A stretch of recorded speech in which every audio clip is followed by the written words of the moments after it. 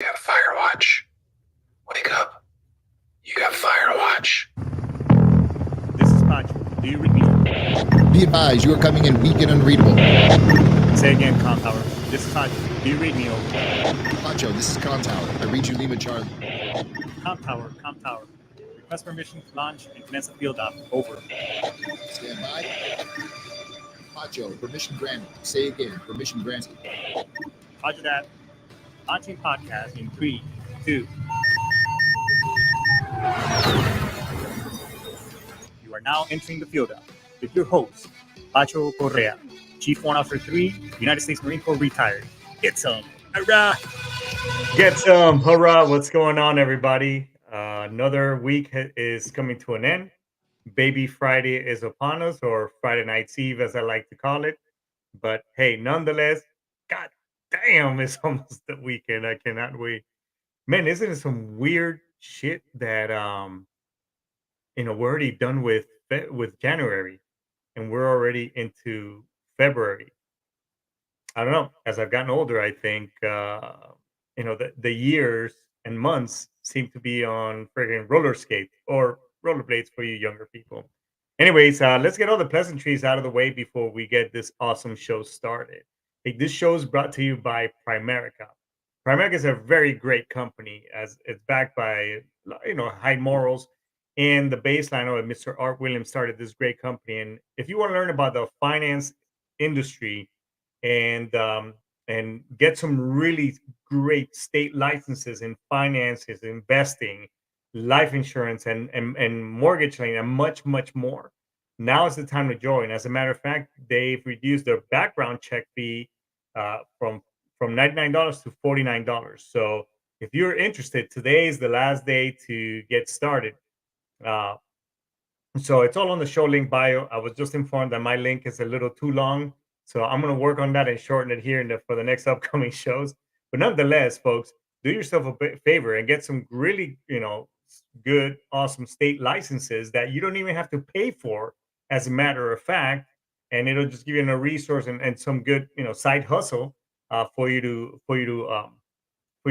work on. And I mean, at the end of the day, I mean, it just makes your resume that much better. So it's all on the show description right there. So give it, check it out. No commitment, no pushy people, none of that stuff. Yeah, just some good, really good information. And now that we're also back and also what do you call it? Uh, Man, I'm drawing a blank today. What is wrong with me? We're now sponsored by the VA. So here's an awesome message from Mike Richmond.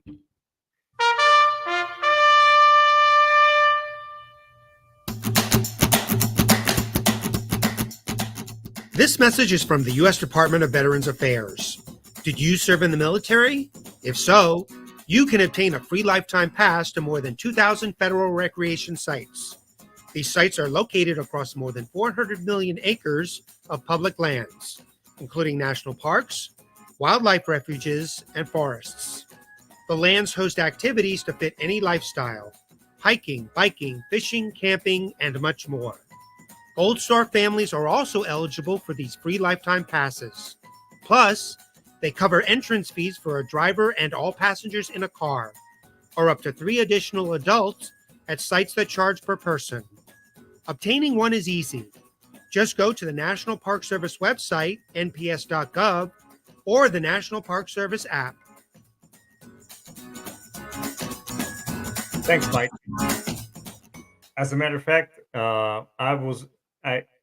when I first retired and I got my disability rating and everything, I went and grabbed those free passes. You could go if you want some information, you just hit us up. We'll tell you where to go. But I mean, it's really easy. I mean, it is.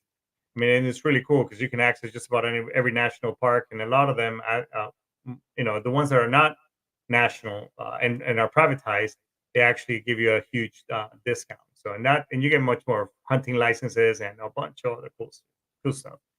Anyways, in addition to the VA, hey, look, this show, we know that I did 20 plus years in the military, and we're all about freedom of speech and the right to bear arms and all the great things that the Constitution, the freedoms that it allows us. So, because of that, if you don't like the show, you don't like to hear this awesome accent, then hey, go ahead and swipe left.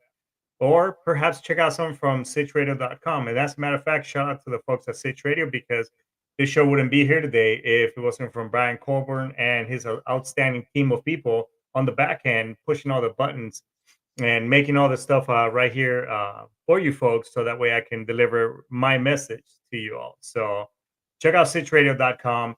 They have some really cool shows. Brian has got an array of a bunch of cool shows that he does, and along with the rest of his team members. So to support your local podcaster, and make sure to like, subscribe, and follow to the show, and let somebody else know about it. So I think that's all the pleasantries out of the way. So hey, let's kick off this show. So I think on this year, towards the end, I guess the middle part of last year, it's been a journey of growth and learning and such. So as part of that, I think I'm falling a little bit on the things that, as when I was in the Marine Corps, whether you were enlisted or an officer, I mean, learning was and educating yourself over the last couple of years has been a huge push.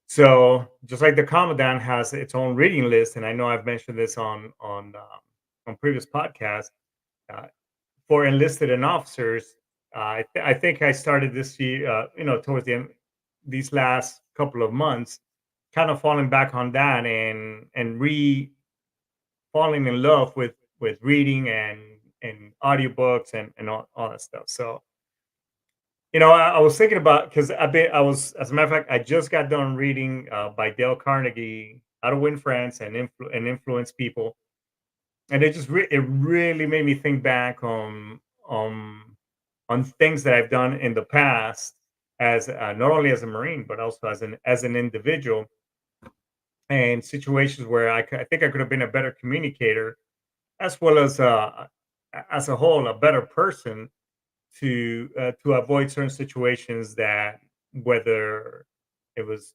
I myself have placed myself in, and or that, or just with other people, with difficult people as a whole, where things could have been handled better.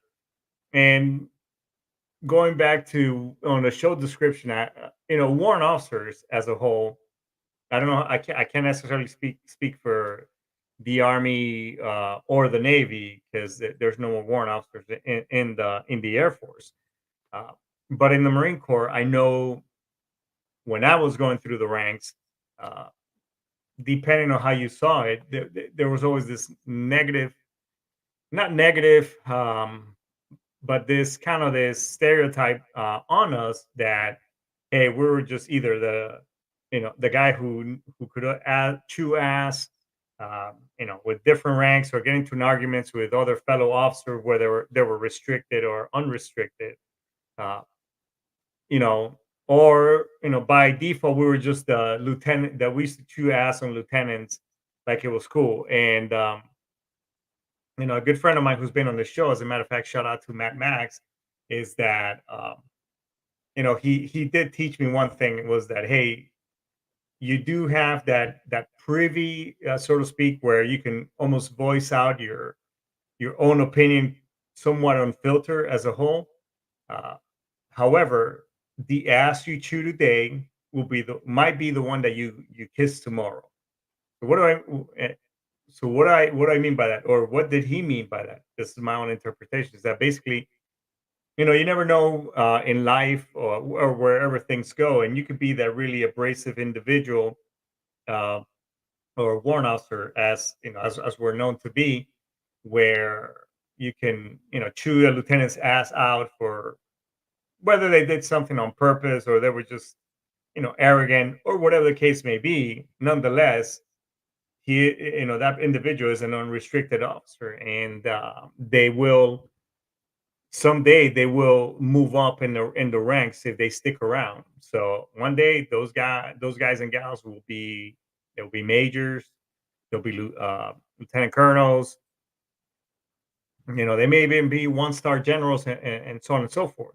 The bottom line is that the Marine Corps is really, a lot of us can agree that the Marine Corps is really, really small, and you never know who you end up running into and you may end up working for that one individual that you just broke your foot in their ass, and where they can still taste the toe jam, um, and taste your feet in the back of their throat, because you made a really bad impression on that individual, where now they just have it out for other warrant officers.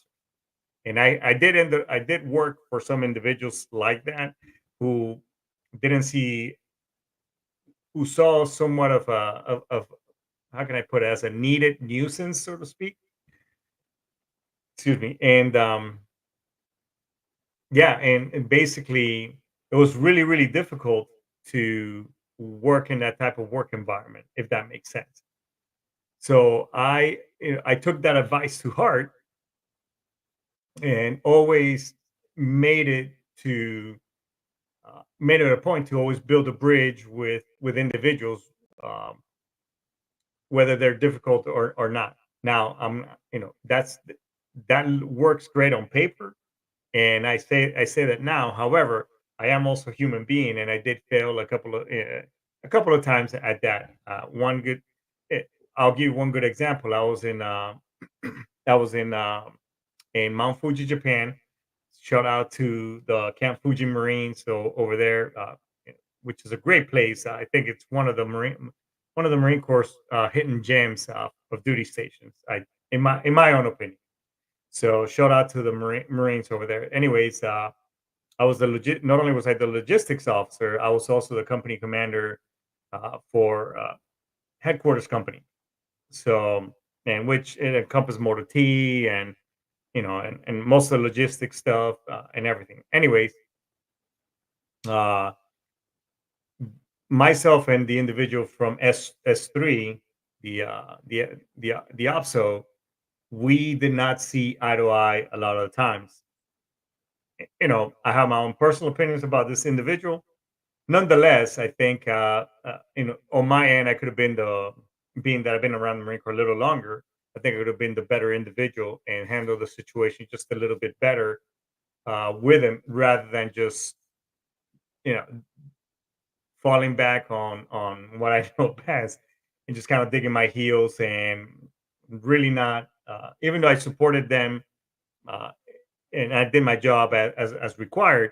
I still somewhat, hey, I'm only human. I still did some some dumb, and we got into a lot of some good arguments, a couple of times. Again, I could have handled some of the things, on some of the fundamentals of the things that I've got. I already knew someone that was following. Um, don't condemn them. For example, and I was like, man, this guy's just a blooming idiot, or a blooming onion, as Scott Gilman would say. Uh, Instead of building a bridge, and because we both had the best interest, we were both wanting the same thing. We both wanted to provide us a good service, and make sure that the Marines that were coming on board to train aboard Camp Fuji, we just spoke. We were just basically speaking different languages. Whereas I should have just taken the time and see where they were, seeing their point of view, rather than just solely focus on, standing on my own soapbox, so to speak, and not seeing where they were coming from. Because at the end of the day, we both wanted to make sure that, hey, that we provided the best service, that they had the best equipment, so on and so forth. So that's just an example of where we kind of fall short as individuals, and well, and you know we can be bitter, or be that somewhat abrasive individual, and that will do nowhere, because there were times where I needed things from S3 or operations, where it made it really difficult. Even though the Marines, inside the section, they're like, hey sir, you know we'll do our best. However, we do have to run it by the boss. And as soon as they say, I was like, oh shit, it's not gonna it's gonna be really difficult for it to go anywhere, or it's just gonna it's gonna be somewhat of a dragged out process, obviously, because we our relationship wasn't the best. Had I fallen back on and put on my recruiter hat, and applied some of the things that I had already known, I think things would have been a little bit more smoother between this individual and I. Again, it's like like some of the situations at work, which I've realized, I guess, as I've gotten older, is that we say, oh well, I hear this a lot now as in the private sector, as I worked in many different companies. Oh, we're a family here. We're a family here. We treat each other like family, and I cannot disagree more. You're not a family. Yes, you may spend a lot of time with at work and with your coworkers, sometimes a lot more than you spend with family.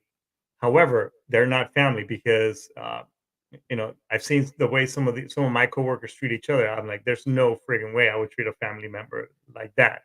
Uh, you know what I'm saying? So in that aspect, I do disagree that no, we're not family. And yeah, the Marine Corps, we do stress the fact that hey, we're all brothers and sisters, oorah oorah, kill kill, bark bark, woof woof, type of stuff. However, nonetheless, at the end of the day, yeah, our bond may be stronger because we're brothers and sisters, our arms, than our regular counterparts here. Nonetheless, I mean, I've seen some really dumb shit that service members do to one another. That again, I would not.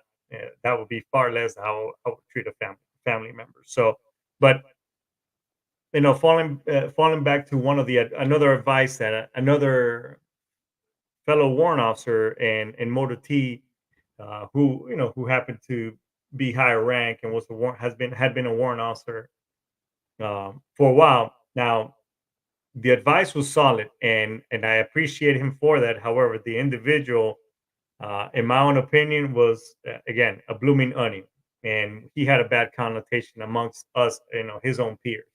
But he did say, "Hey, put on your recruiter hat and use the skills and tools that were taught to you when you went when you were a recruiter, when you went through the schoolhouse, because those skills are gonna greatly benefit you when you're advocating to your commander for funding, for training, for whatever the case may be, as it pertains to your platoon, your company, or the organization that you're helping."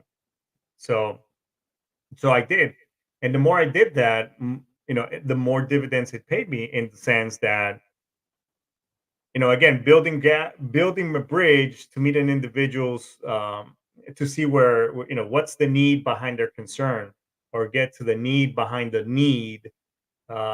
Just some of the things that we were taught at our PSS school, professional selling skills, down in San Diego when I was going through recruiting duty. I think that they call it a little bit something different. Nonetheless, I think the basics are still the same. And this book really aligns with it. So I learned to give an honest and sincere appreciation for that individual. So basically, I learned, as I fell back more in those things, I found that my the platoons and the Marines I used to take care of, I would get more bang out of my buck, and I wasn't trying to manipulate or anything of the sort. I was just trying to basically treat. I started treating it not like a civilian job, but like more like an organization. So I would treat Marines as adults, not as kids, because none of us want to be treated and yelled at like a kid. And if you don't believe me, see how those of you who have children, whether they're small or already grown up like myself, try to go ahead and try to criticize your kids and start out with a lecture and see how far ahead you get. So as soon as I realized that, then I started basically treating them like grown adults, giving them my expectations and what I wanted, what I expect out of them. And that whole having an open door policy, while it may sound as cliche as it sounds, I did have any Marine could come and talk to me at any time. The only thing that I asked is that, hey, just let your leadership know that you're going to come and talk to me. How, but nonetheless, your leadership knows that, hey, if you want to come and talk to me and share your concerns with me, you have an open door. And that used to pay, again, another way of Marines and personnel that that they can always come and talk to me, and and that would also be my litmus paper as to how are things going on in the platoon. But going back to what I was saying is build a bridge with that individual and see where it is that they're coming from, and have a vested interest to see what is it they're trying, what is it they're trying to get at, or if there was a disconnect between them and I, what is, okay, what is this individual saying and what am I saying, and are we saying the same thing? So there were heated conversations sometimes, and I would say, hey, hang on, let's go ahead and let's bring it back, because I think we're both going in two different directions. Tell me what is that overall, what is that you want to accomplish? Okay, that makes sense. This is what I'm saying in order for us to accomplish, whether the equipment needed to be fixed, because those of you who, uh, us veterans in here, and if you ever had to do any preventive maintenance, or you're trying to take a vehicle or check one out from the motor pool, preventive maintenance is always that maintainer's, um, I guess, sore point of contention, because if that maintenance has not been done, you couldn't take out your vehicle. So most of the times it was like, hey, at the end of the day, your vehicles are not maintained. I can't support it until you do, so on and so forth. So it was always a point of contention, and always falling back on, and getting, basically becoming a better communicator. So I think this is this I've been really working on that, not only for myself, but also, um, personal growth, and I guess falling back on those old skills, and also it has also somewhat changed my point of view at, my regular 9 to 5 job. You know, a lot of you know that I'm an entrepreneur, and I got multiple businesses, on the side income, which is really great. Not side money is great money. However, uh, and I've talked about in this show where I've had some difficulties at my regular job with some of the folks in there. But the more I've started falling back on my recruiter hat, educating myself, and applying some of the things that I've learned. It's also changed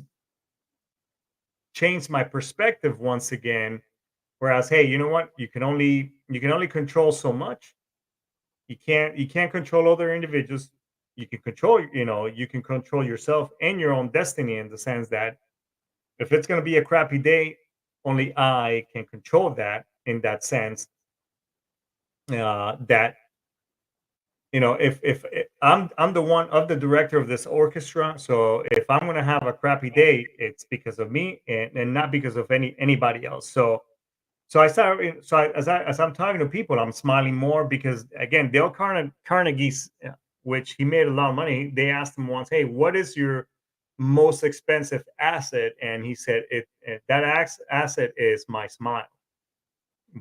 Why? Because the smile has paid me millions of dollars, which it did. I mean, he was one of the richest persons in the United States, at the time, and he wrote a lot. He wrote several books on it. So yeah, I'm finding myself, hey, you know what? I'm just gonna have a good time, and in my head, it's always a party.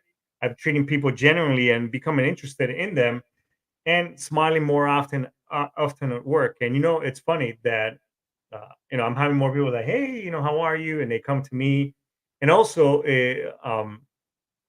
I say their names, because it's funny. The more you say a person's name, and the only thing as human beings that is one thing that is ours, and we're all very proud of our own name, right?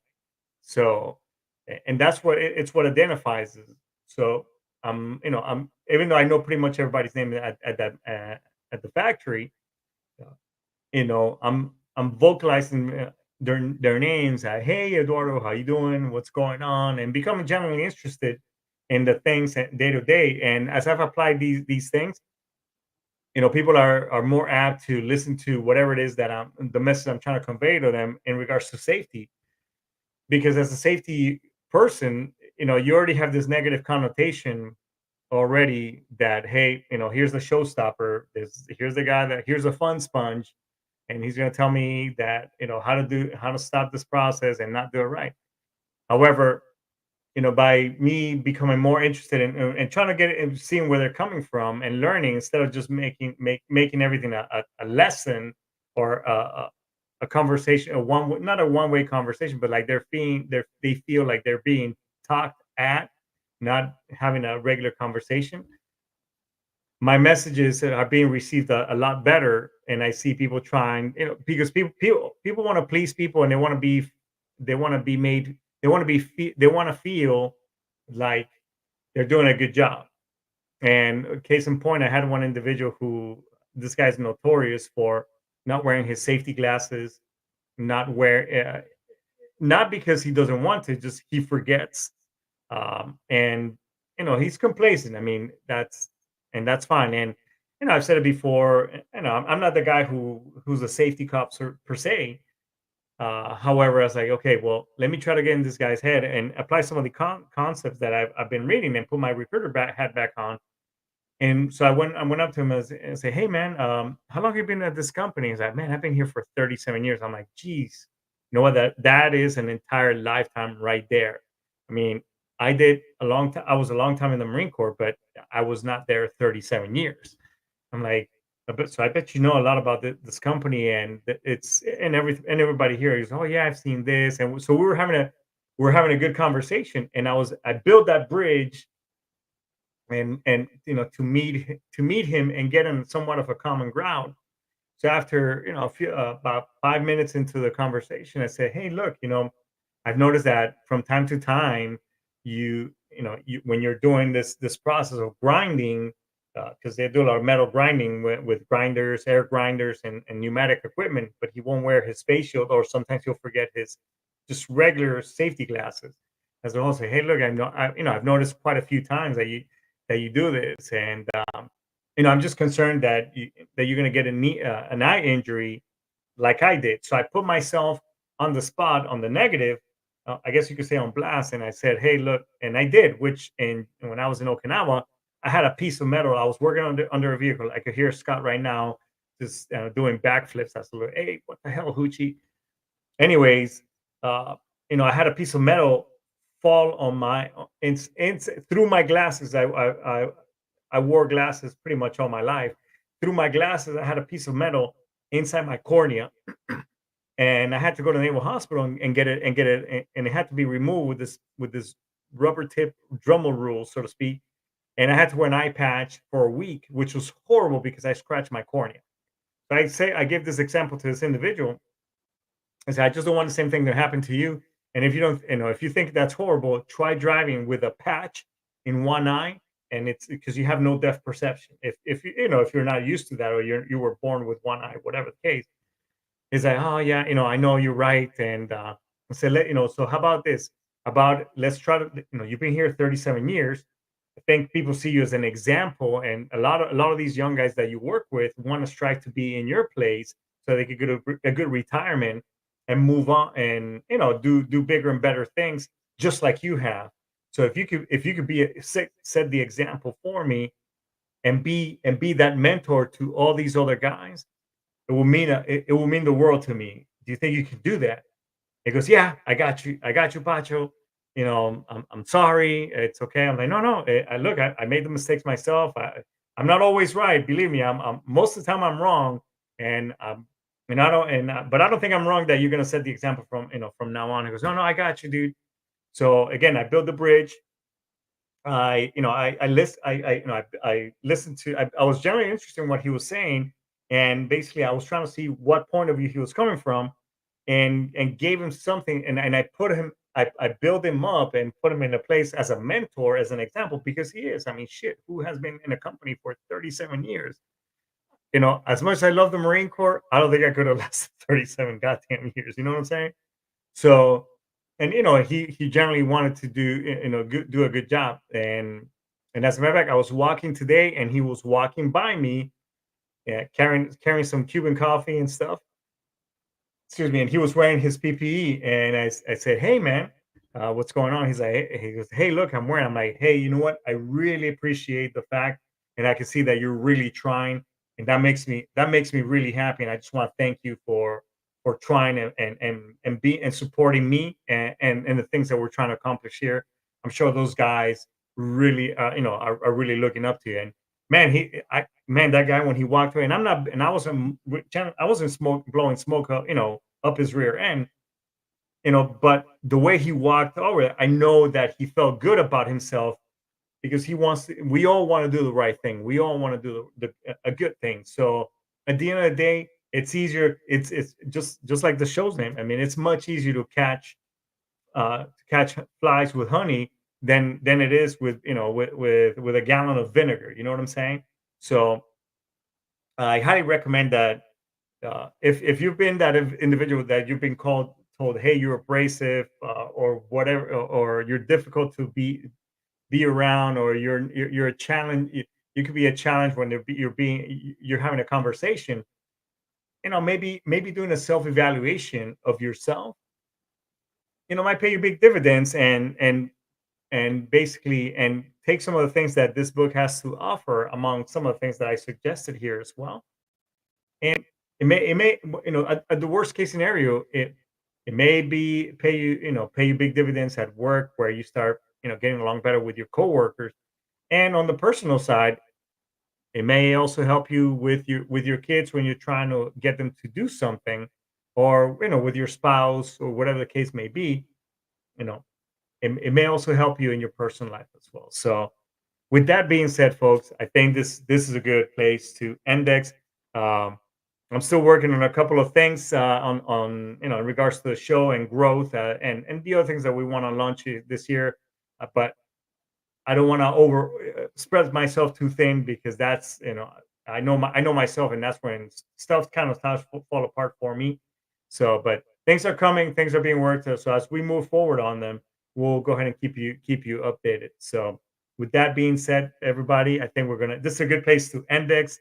So if you've been dealing with the bad stuff, the bad juju from rumination, other things, nightmares, whatever the case may be, or you're just going into a dark hole, don't forget, don't reach out to me, reach out to TRICARE, the VA, the suicide hotline, because at the end of the day, we just we don't want you to be a statistic. Push-ups and all these other challenges you see on social media are great. They're not going to bring you back. So you need to stick around, and we want you here. So that's it for today. Aistamas, Daisuki, Ura, get some Yut. See you next week, everybody. Take care.